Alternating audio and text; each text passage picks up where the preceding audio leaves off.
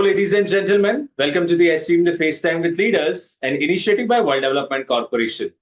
I'm Sunny Bancholi, anchor at World Development Corporation.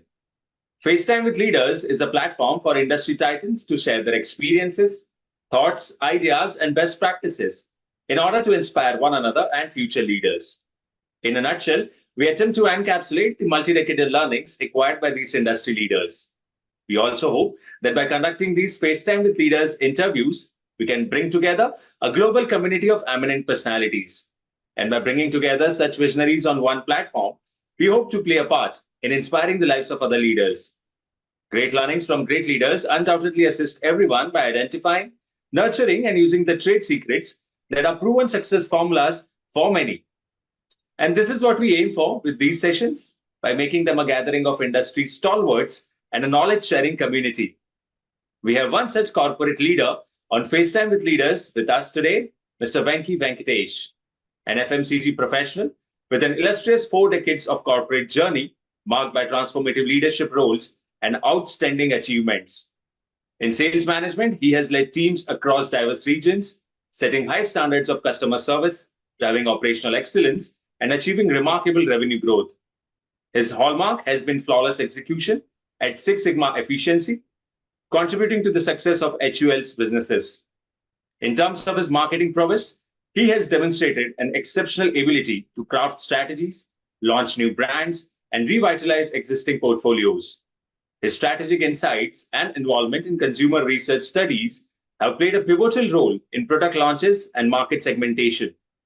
In his latest role as the CEO of Press Trust of India, PTI, he has implemented a comprehensive transformation agenda, re-engineering business operations, introducing new strategies, and digitizing services. Welcome to FaceTime with Leaders, Mr. Venkatesh.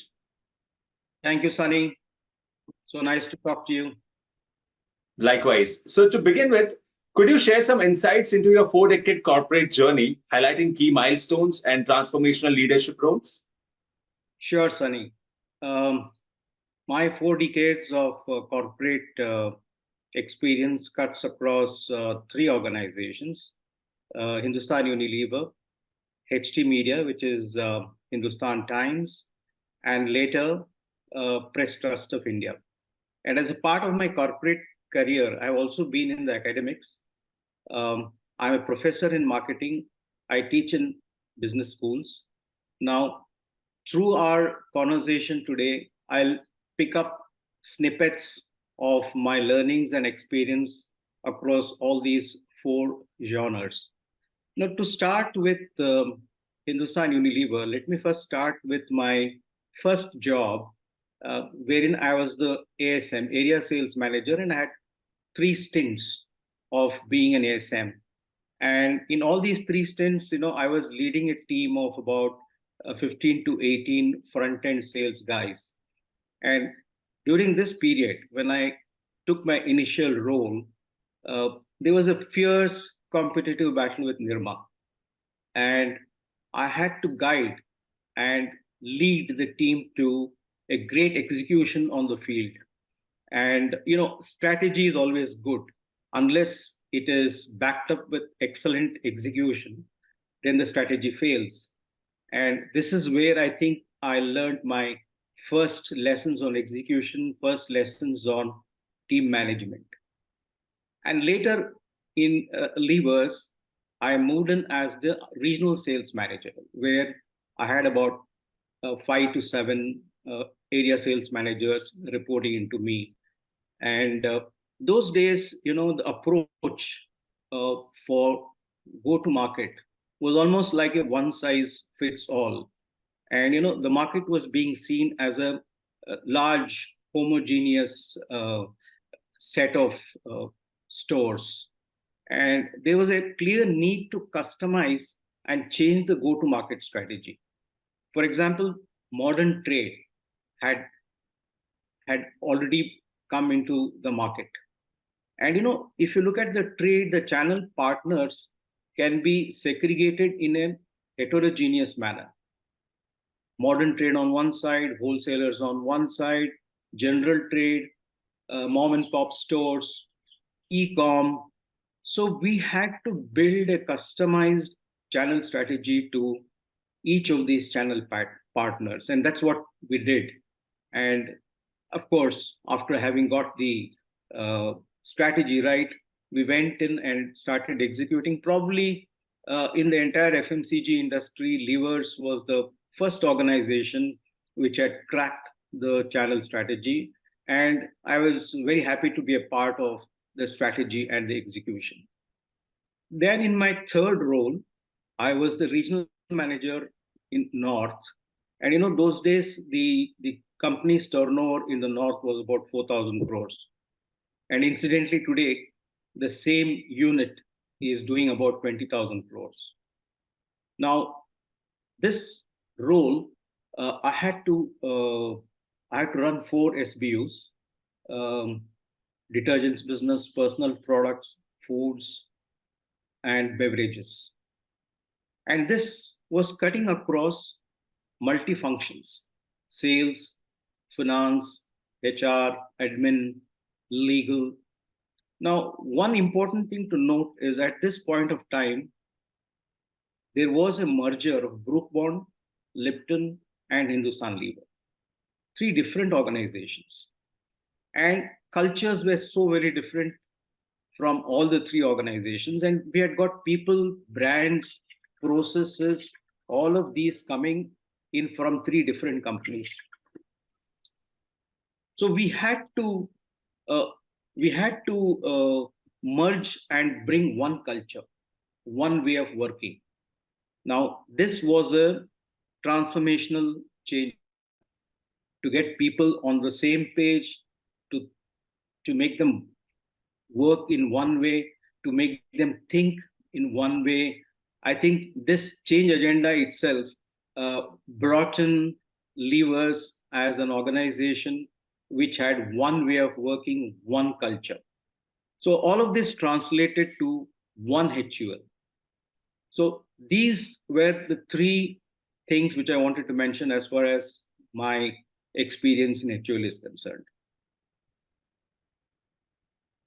So Venkatesh, thank you for an excellent start to this interview.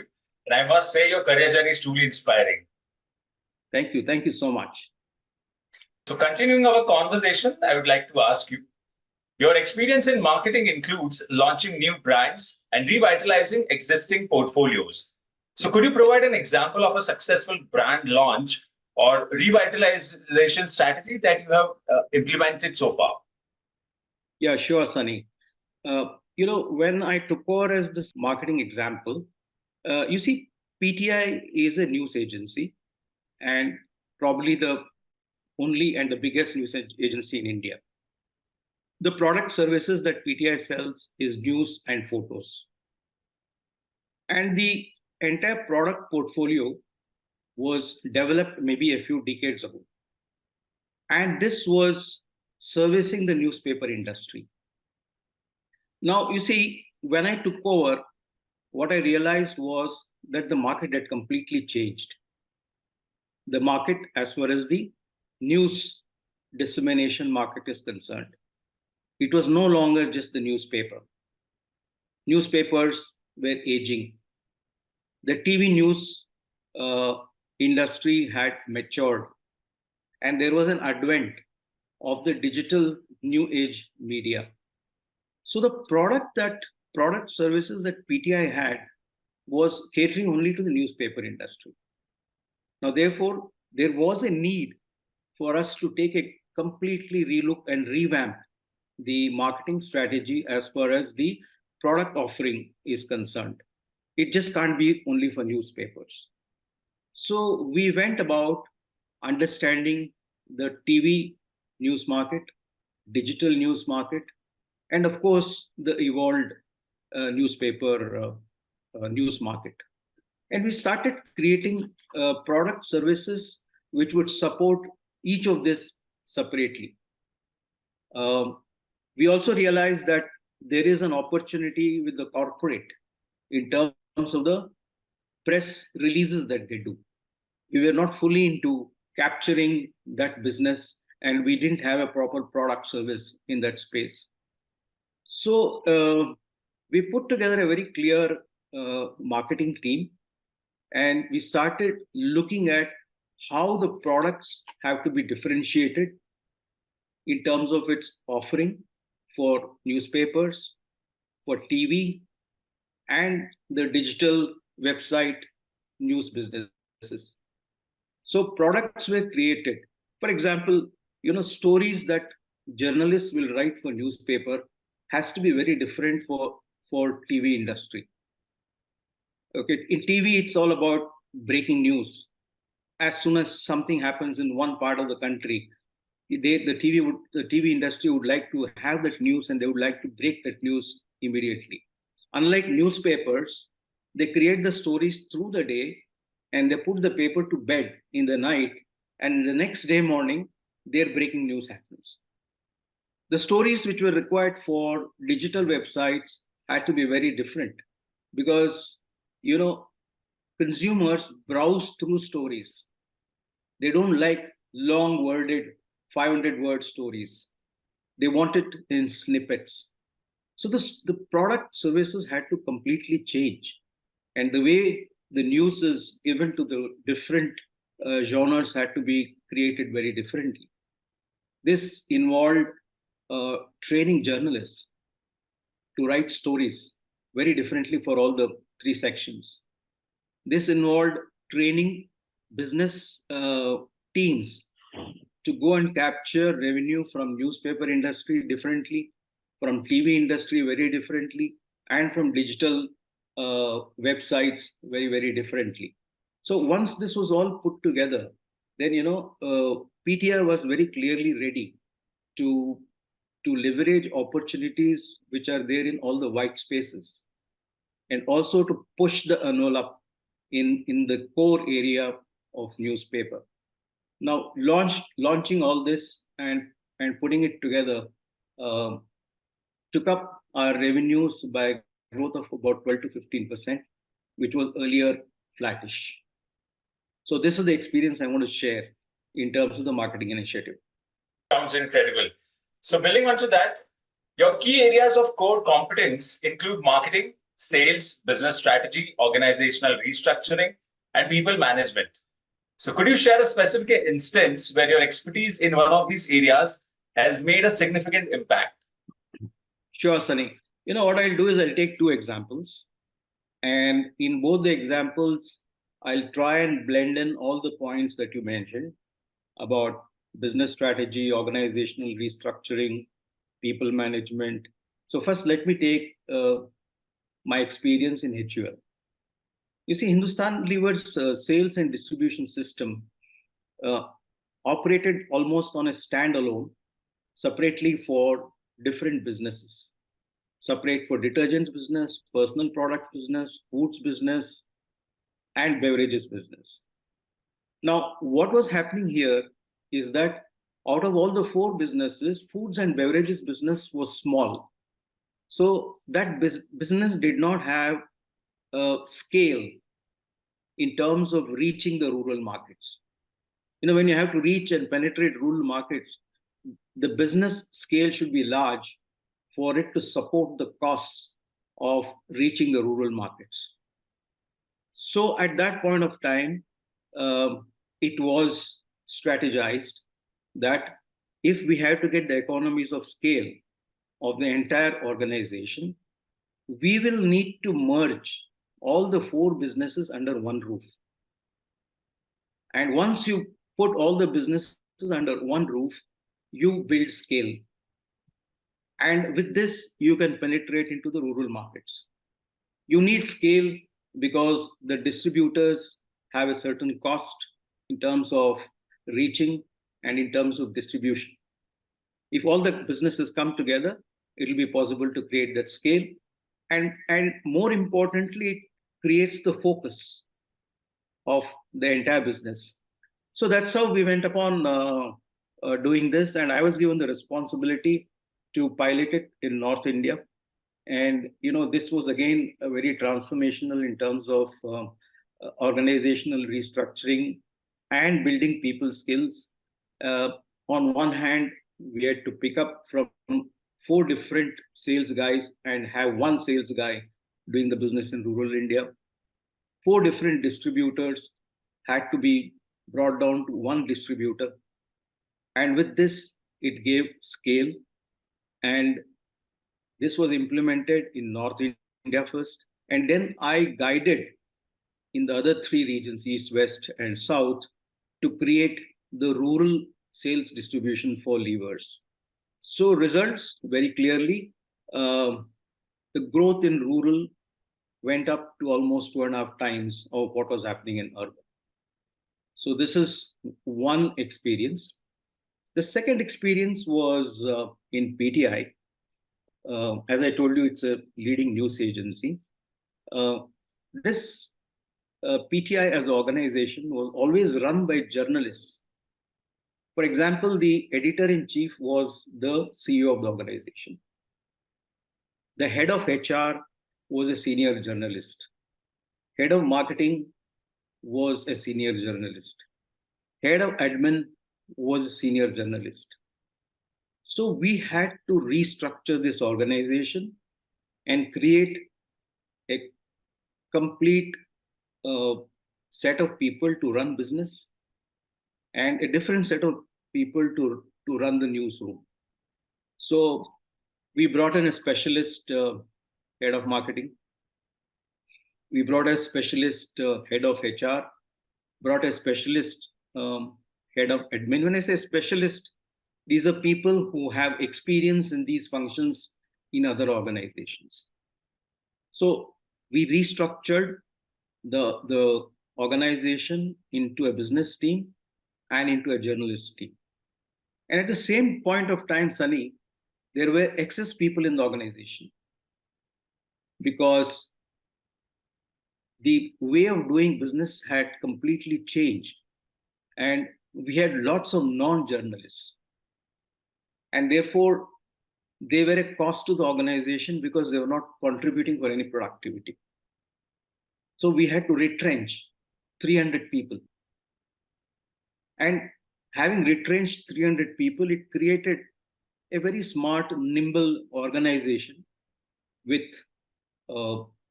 journalists doing their job in the newsroom and a team of business people and admin people running the organization from the perspective of running it towards creating a profitability.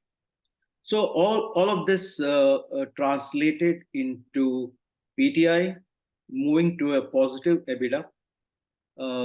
When I took over the organization, we were in red, and that's how this huge change happened. Another transformation which also was done in PTI was, you see, PTI was run like a Babu culture company.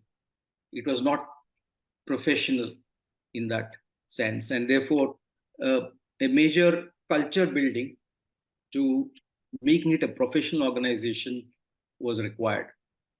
Information technology was never leveraged at all. So we had to bring in all new IT tools, and this helped in the efficiency of the organization and also made it completely nimble-footed, and that's what is required for a new. Amazing. So now that we have discussed your career journey, your professional pursuits, roles, and responsibilities, let's dive into the subject of ESG and corporate governance. So here is my question to you, and a very obvious one. How and when did you develop an interest in ESG and corporate governance?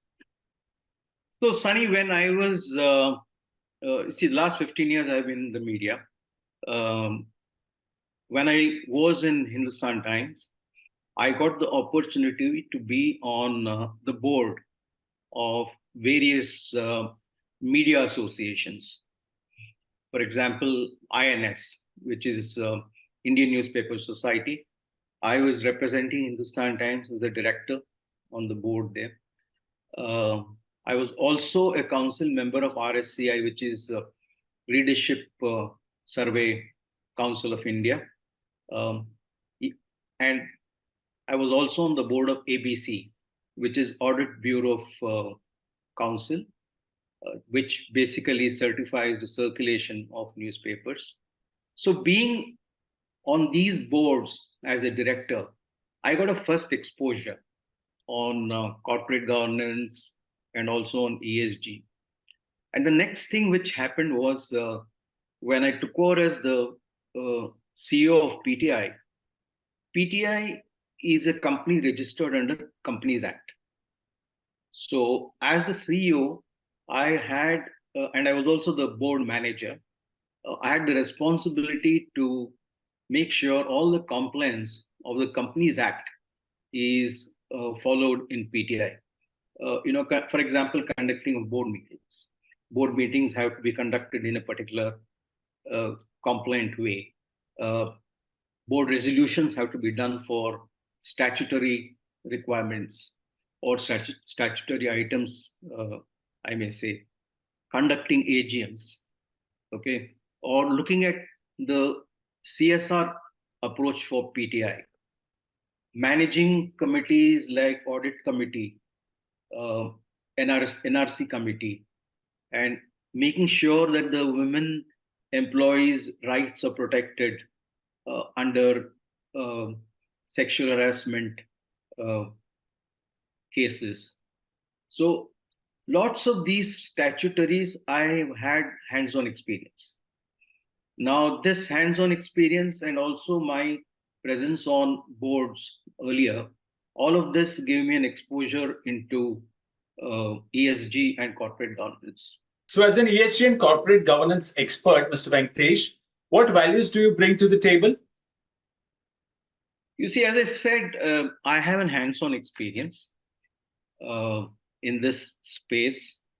So, for example, it could be CSR initiatives which are in the national interest can be picked up, and then we can join the dots between a company which is doing a particular business and some of the national interest initiatives that have been launched, and how do we work together to contribute in the area of CSR.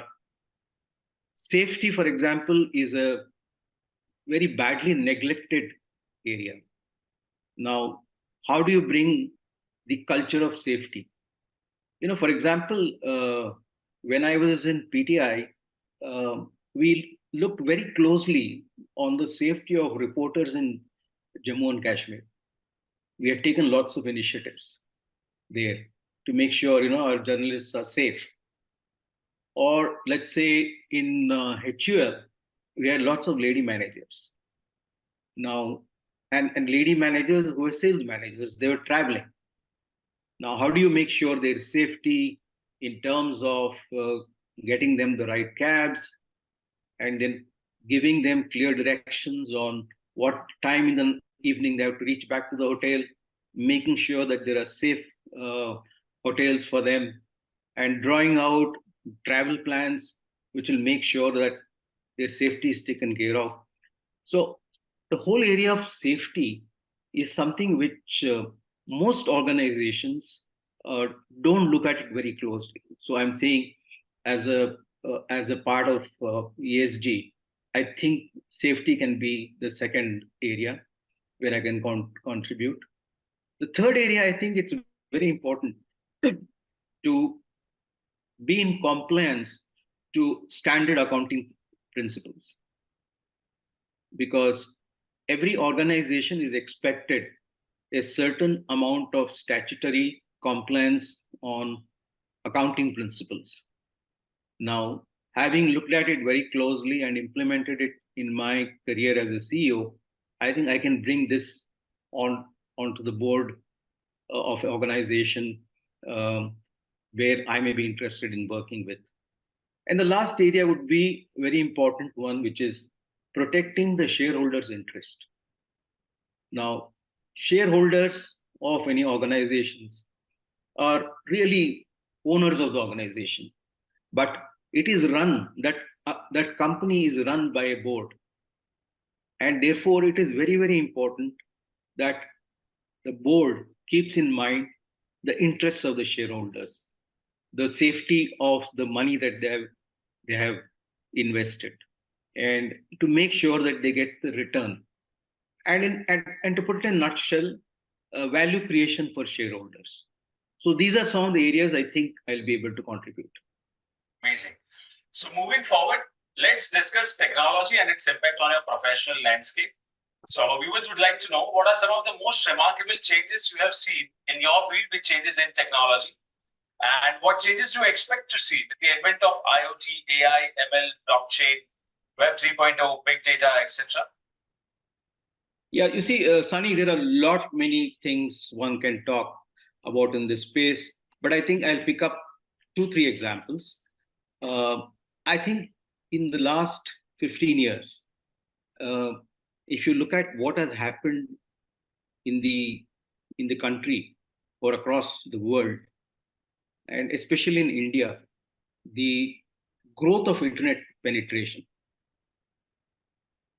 and growth not only in urban but in the rural too. In fact, I think the number of people who access to internet in India in absolute numbers may be equal or more than what is there in the US. Now, complementing this is the mobile phones, which have got into the hands of consumers. Today, almost 70% of people who go onto the internet, they go through their mobile phone. Internet penetration is increasing, and mobile phone growths are just rocketing, not only in urban but also in the rural. In the rural, with the vernacular option available and cheaper phones available, more and more people are latching on to the mobile phone. So what does this do? It has created a consumer, a new age consumer, who is very different from the consumer of the past. The consumer is well informed, very savvy, discerning, very demanding. Now, for FMCG companies, I think noting this change and the mega trend becomes very, very important, because the way consumer buys today has changed. And therefore, the brand marketer has to align himself to the changing consumer. And this is happening in all walks of life. Therefore, consumer understanding has become very, very different.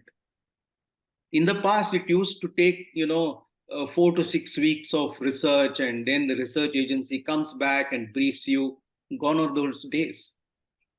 Now there is big data, which is becoming bigger and bigger every day, and there are newer AI techniques which helps understand the consumer better. And these AI techniques today also looks at how to fulfill the needs of the consumer. So this is one mega change which is happening. And this mega change, I think, has changed the consumer, and the marketeer will have to change and has to align himself. And this is, let's say, not just from an FMCG perspective, it goes across all categories. Now, the second observation I have is that the news gathering that this is an example coming from the media industry. The news gathering that journalists do today, with the advent of 4G and CG, 5G has completely changed. Earlier, reporters used to go to a press conference, write down all the answers, questions, come back, type, and then file a story. That has changed. The 4G, 5G, in the internet, make sure that the journalist is there on the spot where the action is happening, and he or she is relaying it live from there. He or she is sending pictures, videos live from there. So news gathering and broadcasting has become real time, and that will continue to grow. Now imagine you throw in a little bit of big data into this story of news gathering, put in a little bit of AI into it. Just imagine how the world is going to change. So this is the second mega trend I would like to talk about. The third mega trend is something which has been triggered by the lockdown. So people were all holed in their homes for about month and a half. Now, everywhere in the world, people thought everything has come to a standstill. It's bad. But there are positives coming out of the lockdown. Digital payments, pay windows opened up. And shopping experience completely changed. It moved to online, it moved to e-commerce. Medical health completely changed. You had to go to the doctor, okay, and take an appointment. Now, this is done online. This is done on Zoom. Banking experience has completely changed. You need to, in the past, you need to take a checkbook, go to the bank, get a token, wait. And during those days, not very long ago, 2 years ago, consumers were worried about doing internet banking because they thought it's not safe. Now look at every mobile phone has an app, banking app. So banking has become very, very different. So what this has done, I could go on with more examples. But what this has done is it has created a new world. It's created a new way of doing things. So the lockdown and what its impact it has had. We also know data about the number of digital payments which are growing in India. So all of these will continue to expand, will continue to grow. So I'll take a fourth mega trend. This is what I have experienced as a professor. As I told, I teach marketing in business schools. I started this off 15 years ago, where I used to go to a brick and mortar class, teach about 35 to 40 students. That experience is good, no doubt, but that is completely transformed. Now, what I do is I teach online. So my students are either on Zoom or on Google. So there are small windows where all the videos of my students are visible.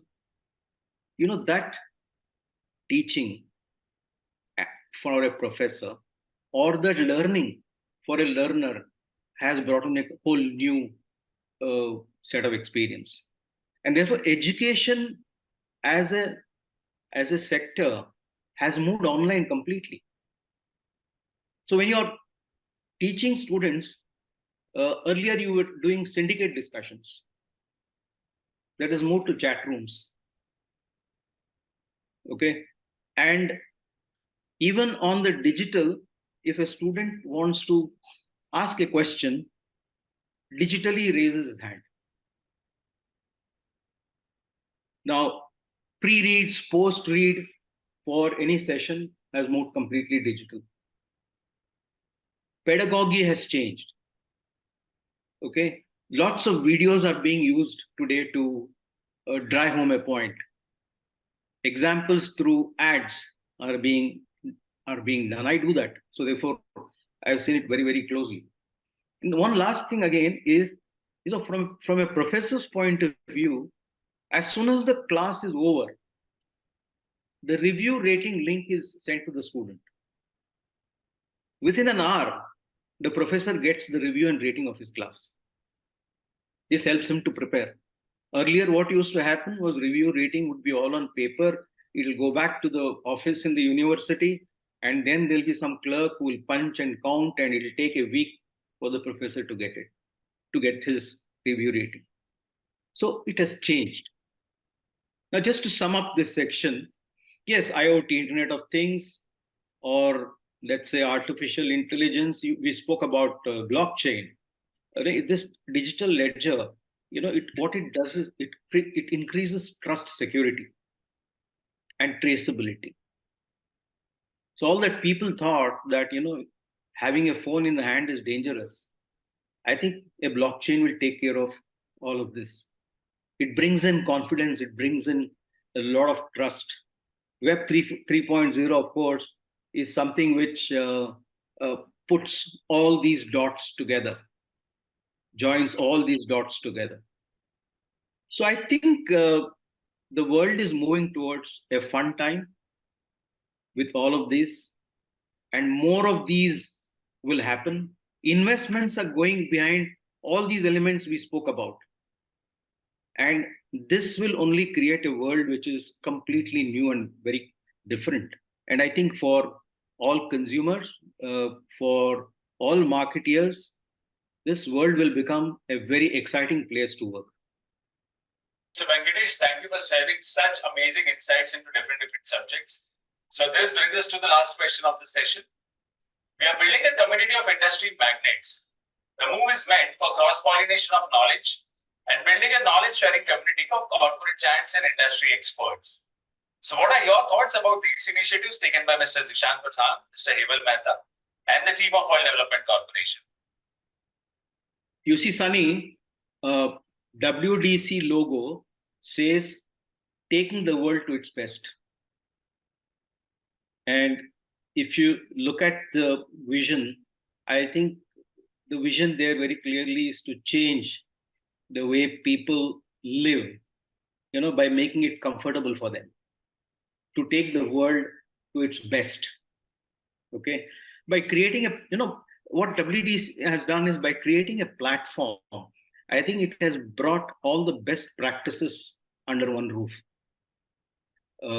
be it digital transformation, be it on technology. Look at this Directors Institute.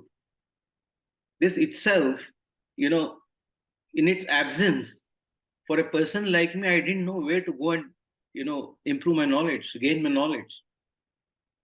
I think this conversation with you, Sunny, which has come from WDC, itself is an eye-opener for me because, your questions keep, putting me to put on my think tank again and again. So for startups, for entrepreneurs, for large organizations, and for professionals like me, I think WDC is doing a damn good job in terms of creating knowledge. And yes, I think it makes people live happily and comfortably. So I appreciate this initiative. It was fantastic conversing with you, and I'm confident that your insights will inspire future leaders. Thank you for joining us today. Wish you the best for your future endeavors. Moreover, trust that this initiative by Directors Institute has unquestionably expanded the participants' understanding and enriched their minds. So thank you very much, Sunny. It was very nice having a conversation with you. Your questions were really thought-provoking, and I'm very glad that I had an opportunity to have a conversation with you. Thank you so much. Likewise, sir. Thank you for joining us today. Thank you.